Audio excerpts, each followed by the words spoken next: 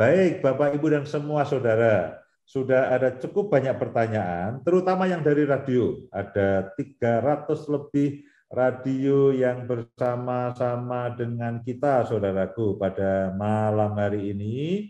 Nah, saya akan coba ya jawab satu persatu ya sejauh waktu yang memungkinkan. Yang pertama dari Pekalongan ini, dari Pekalongan ya. Dari Pekalongan, dari Bapak B, Pekalongan. Shalom, selamat malam Bapak Ibu. Istri harusnya menjadi penolong, tapi malah kebablasan.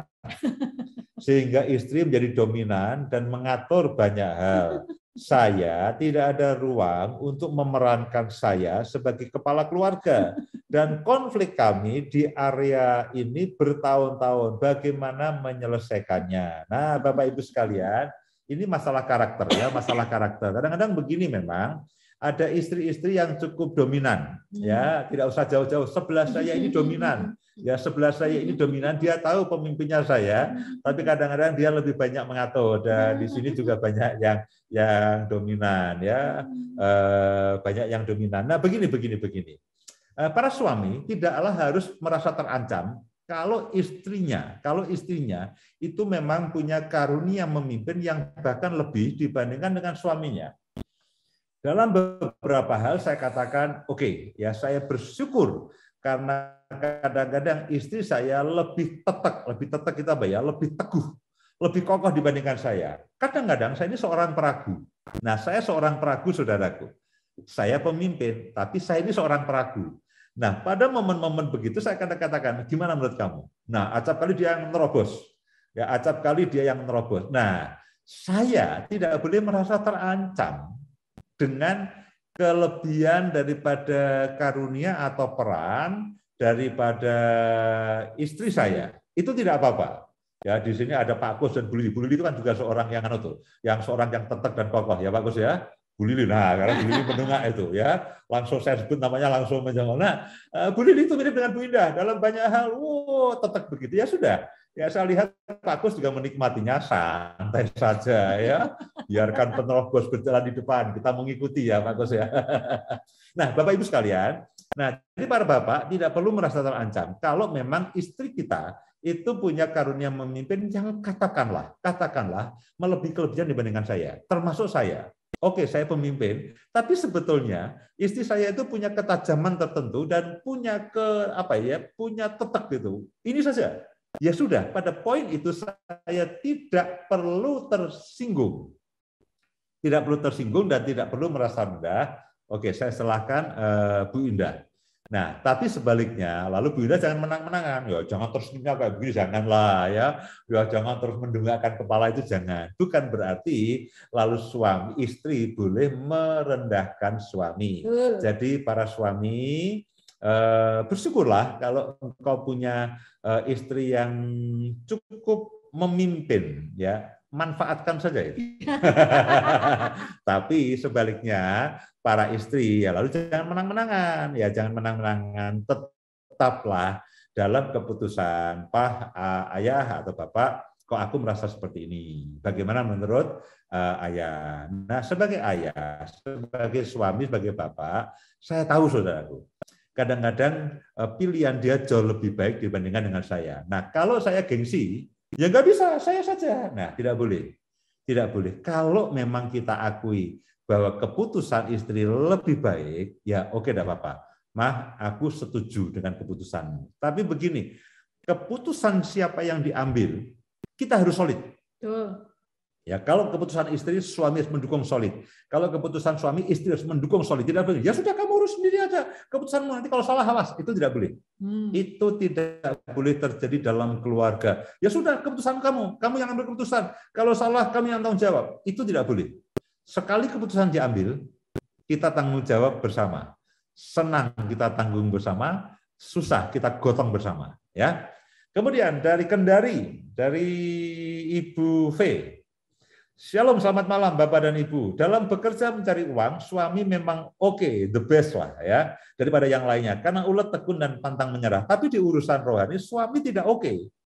Lebih banyak saya yang diminta ambil alih atau handle, misal ada doa bersama, ada komsel dan sebagainya. Padahal saya juga ingin suami memerankan sebagai imam dalam keluarga. Jika demikian, sebaiknya apa yang saya lakukan? Ini kasusnya adalah suami tidak berperan sebagai imam. Nah, begini, kalau memang targetnya adalah suami menjadi pemimpin rohani, tapi seandainya belum dan istrinya menyadari kekurangan suaminya, jangan dituntut. Doakan. Doakan. Tadi saya sudah sampaikan, kita harus menjadi pendoa bagi pasangan kita dan bagi anak-anak kita. Doakan. Wow, kita bagus sekali kita menjadi pendoa syafaat bagi gereja. Bagus sekali Pak, saya ini pendoa Indonesia, saya pendoa dunia. Puji Tuhan, itu bagus. Tapi jangan lupa pendoa bagi pasangan itu jauh lebih dibutuhkan. Jadi yang satu dilakukan, yang lainnya jangan diabaikan. Saudara diberi visi Tuhan menjadi pendoa bagi gereja, puji Tuhan. Pendoa bagi Indonesia, lebih baik lagi. Pendoa bagi dunia, sangat baik. Tapi mendoakan pasangan dan mendoakan anak-anak kita, itu tidak kalah pentingnya. Ya. Janganlah kita memenangkan yang di luar, sembari mengesampingkan yang di dalam rumah. Ya. Dua-duanya harus diperhatikan dengan baik. Jadi ibu tidak usah terlalu risau. Ya, kalau suami belum mengambil peran sebagai seorang imam yang seharusnya, doakan, doakan, doakan, doakan. Dari Surabaya, dari Ibu E. Terima kasih untuk sharingnya yang sangat memberkati. Ini yang sudah kesekian kali saya mendengarkan rahasia berkeluarga. Saya mau bertanya, bagaimana jika suami memang bicara firman, bahkan ayat firman keluar, jadi roh suaminya suka menyebutkan ayat rohani sekali. Namun hidup kesehariannya tidak seperti ucapan. Sering jadi batu sandungan bagi orang lain dan tidak bisa menjadi teladan bagi anak-anak dan keluarga. Sebagai istri saya malu karena sering menjadi sindiran. Apa yang sebaiknya saya lakukan? Jadi lain di mulut, lain di tingkah laku. Ini suami yang dialami oleh Ibu E dari Surabaya. Ibu E tenang saja, doakan. Kalau kita tidak puas dengan istri, kadang-kadang ya dengan suami atau dengan pasangan kita, kalau ada waktu untuk membicarakannya, bicarakan tidak apa-apa. Tapi kadang-kadang kan ini hal-hal yang kadang-kadang kalau kita ngomong suaminya marah. Misalkan, papa itu jangan cuma ngomong firman doang, lakukan doang. Wah, tersinggung itu. Alih-alih suaminya bertobat, tersinggunglah dia. Nah, jadi doakan saja. Doa itu besar kuasanya. Pak, jawabannya kok doa? Kalau jawabannya doa ya saya bisa. Loh, memang doa itu besar kuasanya, saudaraku. Meskipun susah dilakukan. Dari Jakarta, dari Bapak H. Apa yang dimaksud dengan hidup bijaksana seperti yang Bapak sebutkan tadi? Ya, karena setiap apa yang saya lakukan salah di mata istri dan dikatakan tidak mengerti perasaan dan kemauannya. Nah, Bapak H di Jakarta, hidup bijaksana itu artinya begini, kita harus berbuat baik kepada istri seperti yang diinginkan istri, bukan seperti yang diinginkan saya. Lupa saya maunya begini, tidak. Perhatikan istrimu. Apa yang dia sukai, apa yang dia tidak sukai. Omongan kita yang tidak disukai, jangan diomongkan lagi. Hal kelakuan kita yang tidak disukai oleh pasangan kita, jangan dilakukan lagi. Ya, jadi sebetulnya memahami pasangan itu mudah. Pahami aja apa yang membuat senang, lakukan terus. Yang membuat tidak senang, jangan dilakukan lagi. Kalau dipaksakan, yo saya memberikan maunya begini, ya tidak bisa. Kita harus memberikan kesenangan kepada pasangan kita seperti yang dia inginkan, bukan seperti yang kita inginkan. Ya. Mungkin harus mendengarkan RBK yang bulan lalu, mencintai seperti yang pasangan kita mau, ya. Ya, mencintai seperti yang kita mau, yang pasangan kita mau. Itu RBK yang lalu berbicara tentang gaya kepribadian masing-masing pasangan kita, karena ada gaya kepribadian yang berbeda satu dengan yang lain yang kita mesti memahami, sehingga ketika kita memahaminya, kita akan melakukan memenuhi kebutuhan seperti yang diinginkan, yang dirindukan oleh pasangan kita. Baik, Shalom, ini ada dari Bandung ya, dari Bandung. Shalom Bapak Ibu, keluarga merupakan tempat untuk mentransfer nilai-nilai. Tapi bagaimana jika kami masih tinggal di rumah mertua, orang tua suami, dan mertua masih banyak berperan dalam urusan rumah tangga kami? Saat saya sampaikan unek-unek saya ke suami, responnya membela orang tuanya. Dan seperti tidak punya planning untuk keluar tinggal terpisah dari ortu. Apakah saya harus terus-menerus diam dan taat dengan suami, sedang saya tidak tahan? Mohon masukan dan saran dengan Bapak dan Ibu. Nah, memang idealnya suami istri itu tinggal di dalam rumah sendiri. Tapi seandainya belum memungkinkan, ya sudah, disyukuri. Jangan dijadikan masalah kalau seandainya itu belum memungkinkan. Karena kalau kita menikah dengan pasangan kita, itu juga sama saja dengan menikah dengan seluruh keluarganya. Artinya saya harus memahami keluarganya Bu Indah, belajar menyesuaikan diri, dan sebaliknya. Jadi saya berharap jangan dijadikan masalah. Kemudian dari Singapura, apakah dari Pak Budi yang dari sini ada yang Belum ada. Belum ya, oke. Saya akan dari radio yang banyak. Dari Singapura, dari Bapak M. Shalom, selamat malam. Bagaimana jika saya mendapatkan perlakuan kasar dari istri saya? Dan ketika marah, istri sering pergi beberapa hari sampai moodnya baik, baru pulang ke rumah. Nah, jadi ini istri yang bersikap kasar pada suami dan seringkali pergi ketika marah. Nah, kenapa dia pergi? Karena dia marah. Kenapa dia marah? Berarti ada penyebabnya. Ya, berarti ada penyebabnya. Para suami, para istri, perhatikanlah apa perbuatan atau perkataan kita yang membuat istri atau suami kita itu marah dan kehilangan moodnya. Hindarilah. Kalau toh kita khilaf melakukan kesalahan, segeralah minta maaf. Ya, jadi itu yang harus dilakukan. Kemudian dari Cilacap, dari Bapak YH. Terima kasih untuk materi yang memberkati. Saya mau bertanya, bagaimana jika waktu berdoa bersama istri adalah waktu-waktu yang saya hindari? Ini persis seperti saya. Dulu saya wegah, malas kalau berdoa dengan istri saya.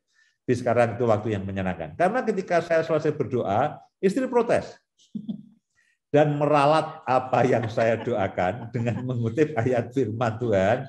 Dan harusnya saya berdoa seperti ini dan itu dan sebagainya. Sehingga menyebalkan sekali bagi saya. Istri saya selalu menganggap bahwa dia yang lebih tahu akan isi Alkitab karena lulusan sekolah teologi. Saya minta saran dari Bapak dan Ibu. Jadi ini Bapak dari Cilacap ini kalau doa diralat oleh istrinya. Dibetulkan karena istrinya ini lulusan sekolah teologi. Nah, Bapak YH dari Cilacap, Bapak harus sekolah teologi ya. Ya, saya paham, Pak. Saya paham. Nah, saya paham. Nah, kalau Ibu mendengarkan, ya Ibu, doa itu begini ya. Doa itu tidak ada benar salahnya sebetulnya. Yang kedua itu kan Tuhan, ungkapan hati dan perasaan kita dengan Tuhan. Jadi kan sebetulnya doa itu tidak ada benar salahnya ya, meskipun ada doa yang sesuai dengan firman Tuhan ya, tapi pada dasarnya kan doa itu Tuhan saya capek ya, lalu istrinya meralat tidak boleh capek, hendaklah kamu kuat di dalam Tuhan ya, tidak enak saudaraku ya. Jadi kalau ada pasangan yang berdoa, biarlah itu ungkapan hati dan perasaannya kepada Tuhan.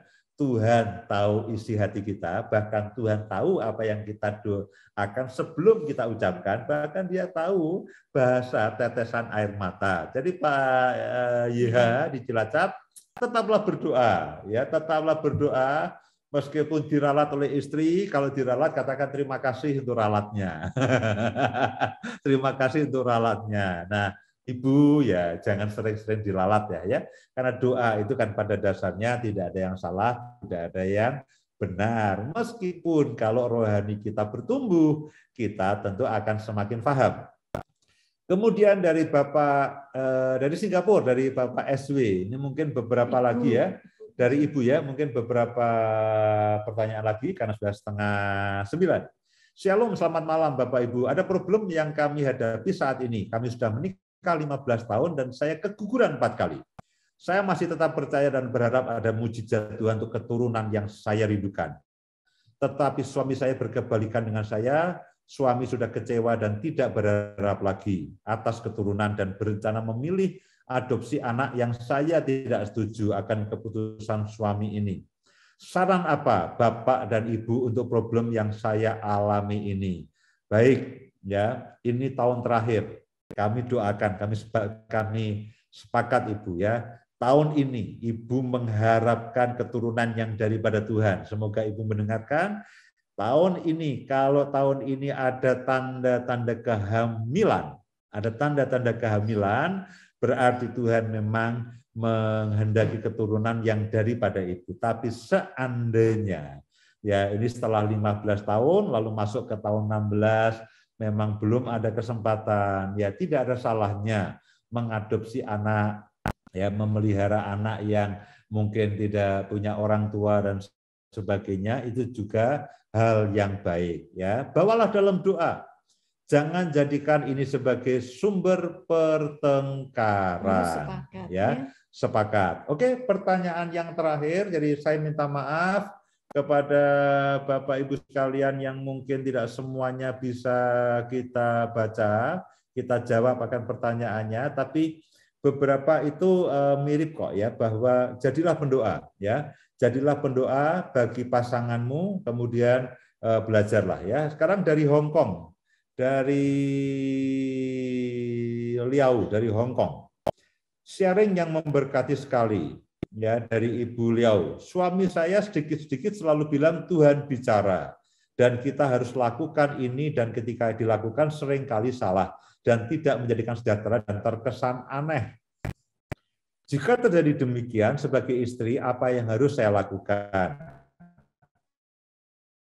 Senjata suami adalah istri harus tunduk berontak. Saya bisa minta masukan dari Bapak Ibu.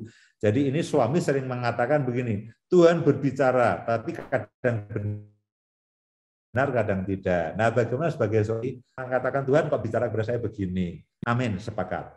Dukunglah dalam doa supaya itu terjadi. Kalau toh tidak terjadi, jangan disalahkan. Kalau toh tidak terjadi, jangan disalahkan. Kamu toh salah. Kalau toh itu tidak terjadi, tadi yang diputuskan atau yang dikatakan oleh suami didapatkan dari Tuhan, hiburlah, tidak apa-apa. Berarti Tuhan punya jalan yang lebih baik. Ya, berarti Tuhan punya jalan yang lebih baik. Ya. Mungkin juga saya akan tambahkan untuk kasus yang Ibu Liao ini, jika ada waktu untuk dengan suami berbicara dengan baik-baik, mungkin bangun hubungan, bangun komunikasi dan berbicara bahwa setiap yang kita dengar dari Tuhan, kita coba ujinya dengan firman Tuhan, dengan kebenaran-kebenaran firman Tuhan. Karena sesuatu yang dari Tuhan pasti akan dikonfirmasi satu dengan yang lain, pasti akan mengkonfirmasi. Jadi ada baiknya ketika bisa membangun komunikasi untuk dikomunikasikan supaya untuk kedepannya sama-sama saling belajar. Jangan juga ibu menggurui, kamu tuh sudah salah terus, sudah berkali-kali salah. Jangan. Tapi ayo kita sama-sama belajar. Kita sama-sama membangun hubungan dengan Tuhan, dan karena hal-hal itu memang harus kita sama-sama belajar ya, tidak bisa terus gampang-gampangan gitu aja ya, supaya tidak terjadi hal-hal yang salah ke depannya. Gitu baik, aja. Beberapa poin penting karena beberapa pertanyaan itu mirip-mirip. Jadi yang pertama begini, pemulihan dimulai dari saya. Ya, karena kadang-kadang ada banyak pertanyaan, Pak, istri saya begini, suami saya begini. Nah, kita yang sadar, kitalah yang mulai berubah. Biarkan ada buah-buah pertobatan. Ya, pemulihan dimulai dari saya, bukan kita. Karena kalau kita berarti nunggu, saling menunggu. Dimulai dari saya. Kita yang sudah ngerti harus berinisiatif. Ya, biarkan pasangan kita menikmati buah-buah pertobatan kita. Lalu yang kedua, jadilah pendoa bagi pasanganmu, alih-alih menjadi penuntut, kita menjadi pendoa. Kita tahu pasangan kita banyak kekurangannya. Pak, banyak sekali, berarti banyak yang kita doakan. Sangat banyak, Pak, berarti kita sangat banyak pokok doanya. Ya, jangan begini, jangan marah dengan pasangan, jangan menuntut dengan pasangan, jangan iri hati dengan pasangan. Nanti kan keenakan dia, Pak, kalau saya doakan dia terus. Nah, sedangkan dia nggak berdoa ke saya. Loh, mendoakan orang yang kita cintai apa salahnya? Ya, cinta itu berkorban, ya. Cinta itu berkorban. Badai akan kulewati, gunung akan kuseberangi kok. Ya, ingat pada waktu jatuh cinta dulu. Ya, jadi yang pertama adalah pemulihan dimulai dari saya. Lalu doakanlah menjadi pendoa bagi pasangan dan bagi keluarga kita. Amin.